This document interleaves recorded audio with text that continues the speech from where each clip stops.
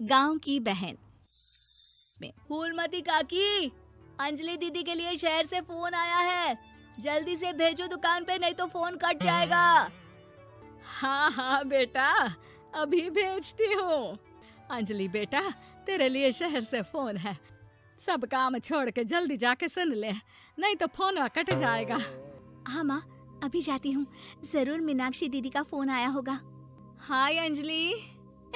नमस्ते दीदी, मेरा मतलब हाय, कैसी हो आप? यहाँ तो सब ठीक है। मामा मामी कैसे हैं? तू कैसी है? मेरे तो एग्जाम्स होने वाले हैं, हर रोज कॉलेज जाना पड़ता है, lectures, extra classes, private coaching. ओ मैं तो इतना थक जाती हूँ, क्या बताऊँ। आपकी कॉलेज वाली बहन जी आपको इतना पढ़ाती है, तो घर कब जाती हैं आप दीदी? अरे नहीं नहीं, ये सब सिर्फ मेरी प्रोफेसर नहीं पढ़ाती, मैं अलग से दूसरे टीचर्स के पास भी पढ़ने जाती हूँ। दीदी फिर तो आप बहुत थक जाती होगी ना, आप ना पैदल मत जाया करो, टांगा ले लिया करो दीदी। नहीं मेरी भोली बहन, ना मैं पैदल जाती हूँ, ना ही यहाँ टांगा मिलता है, मैं बस से जाती हूँ और थोड़ी दूरी के लिए रिक्शा ले लेती हूँ। सच्ची? वहाँ पर टांगे नहीं, बस चलती है? वाह, वो भी हर रोज? हमारे गांव में भी बस आती है, दिन में 2 बार। यही तो खास बात है शहर की, यहाँ बसें पूरा दिन दौड़ती हैं सड़कों पर, और सिर्फ बसें ही नहीं, कार, स्कूटर और ट्रक भी, और तो और थोड़ी दूरी पर तो हवाई जहाज भी है, जहाँ से हवाई जहाज आसमान में उड़ते हैं। अच्छा दीदी, मैं फोन रखती हूँ, बुआ जी फूफा जी को मेरा नमस्ते कहना। हाँ माँ, हम लोग शहर में क्यों नहीं रहते? बुआ जी, फूफा जी और मीनाक्षी दीदी तो शहर में ही रहते हैं। अरे क्योंकि तेरे बुआ जी की शादी शहर में हुई थी, इसलिए बेटा। शादी से पहले वो भी तेरे पापा और दादा दादी के साथ गांव में ही रहती थी। तो फिर बा, मुझे शहर भेज दो ना, मैं भी शहर देखना चाहती हूँ। इतनी बार मीनाक्षी दीदी से शहर के बारे में सुन चुकी हूँ, अब मैं भी वहाँ जाकर देखना चाहती हूँ। बस आप मुझे शहर भेज दो। ठीक है, इस बार गर्मियों की छुट्टियों में कुछ दिन रह आना शहर, अपनी बुआ के घर। अब तो खुश ना? हाँ माँ, बहुत खुश।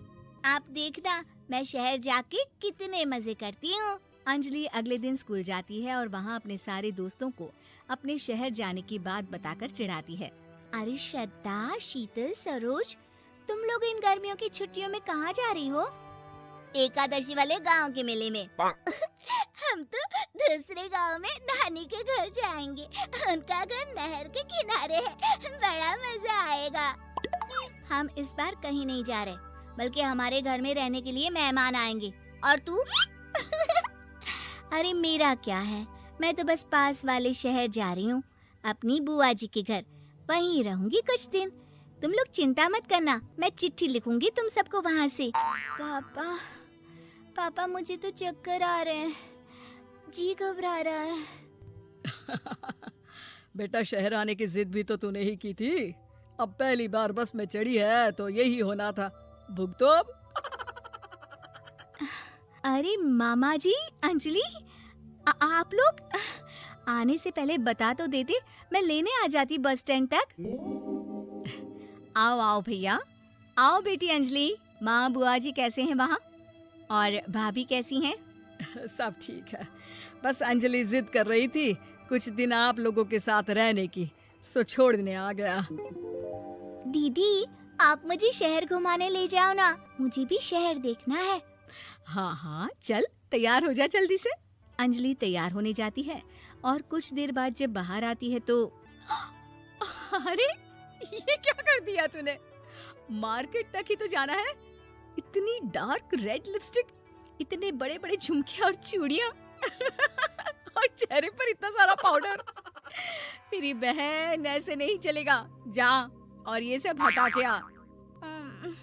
अरे कैसे, क्यों? मैंने शहर आने के लिए इतनी मेहनत से ये सब इकट्ठा किया था, और वैसे भी मैंने देखा है मोहल्ले की राधा काकी के टीवी पर एक फिल्म चल रही थी, उसमें हीरोइन ना ऐसे ही तैयार होकर जाती है घूमने। सब पता है मुझे, मैं तो ऐसे ही जाऊंगी दीदी। अंजलि शहर की चकाचौंध को देखकर बहुत हैरान और खुश होती है। ऊंची ऊंची इमारतें, सड़क पर दौड़ती गाड़ियाँ, बड़ी बड़ी दुकानें, उसकी एक्साइटमेंट का ठिकाना नहीं था। दीदी, ये छोटा सा कमरा सड़क के किनारे क्यों रखा है? इसमें कौन रहता होगा? ये कमरा नहीं, पीसीओ है, पीसीओ। यहाँ पर लोग फोन करने आते हैं, सिक्का डालकर। ओह, हमारे गांव में तो दुकान पे ही जाते हैं बात करने। अच्छा चल, तुझे रेस्टोरेंट में खाना खिलाने ले चलती हूँ। Excuse me, 2 plate noodles please and 2 Cola. Meenakshi को ऑर्डर प्लेस करते हुए अंजलि बहुत ध्यान से देखती है और थोड़ी ही देर में ऑर्डर लेकर वेटर आ जाता है और खाना टेबल पर रख देता है। अरे, ये लंबी लंबी सेवइयाँ खाते कैसे हैं दीदी?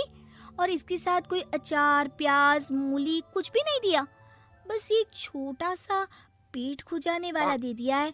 गांव में तो छोटे छोटे चावल ही होते हैं जो कि हाथ से ही खा लेती हूँ। अब इसे कैसे खाऊं दीदी? एक्सक्यूज मी, एक चम्मच प्लीज, और लिटिल प्याज और अचार और मूली और एक गिलास मट्ठा, वो बाद में। हाँ, अब ये सब सुनकर आसपास बैठे लोगों को हंसी आ जाती है। मीनाक्षी भी अपनी हंसी किसी तरह रोकने की कोशिश करती है और वेटर मुस्कुराता हुआ वहाँ से चला जाता है। अंजलि समझ नहीं पाती कि सब किस बात पर हंस रहे थे, लेकिन वो छिप जाती है। दीदी, मुझे लगता है कि मुझे इन सेवइयों को ऐसे ही खा लेना चाहिए, इसी पेट खुजाने वाले कांटे के साथ। एक काम कर, तू मुझे खाते देख, जैसे मैं खाऊं तो भी वैसे ही खा ले। ठीक है दीदी। अंजलि खाते खाते नूडल्स में सिरका ज्यादा डाल देती है, फिर ऊपर से नमक दानी से खेलते हुए काफी नमक भी अनजाने में छिड़क लेती है। अरे, ये क्या क्या खा लिया? अरे हाय हाय, कितना कड़वा है। पानी पानी, ये काला शरबत ही पी लेती हूँ। और जल्दबाजी में अंजलि जल्दी जल्दी कोला पी लेती है, जिससे उसके नाक में झंझनाहट होती है। दीदी, मुझे ले चलो यहाँ से। मैं ये सब शहरी खाना नहीं खा सकती। अब शर्म के मारे मीनाक्षी अपनी बहन को वापस घर ले जाती है और कहती है कि देख अंजलि, माना कि शहर और गांव एक दूसरे से बहुत अलग है, लेकिन इसका मतलब ये नहीं कि हमेशा शहर ही बेहतर हो और उस वजह से हमें वो सब करना पड़े जो हम नहीं कर सकते।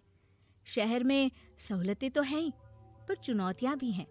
हम जहाँ भी रहें, हमें कभी अपने आप को कम या ज्यादा नहीं समझना चाहिए। और किसी भी नई जगह में ढलने में समय लगता है, उसके लिए तुम्हें दूसरों की नकल करने की कोई जरूरत नहीं है।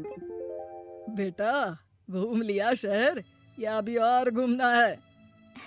नहीं पापा, मैं अपनी गलती समझ गई हूँ। आप गांव ही ले चलिए मुझे।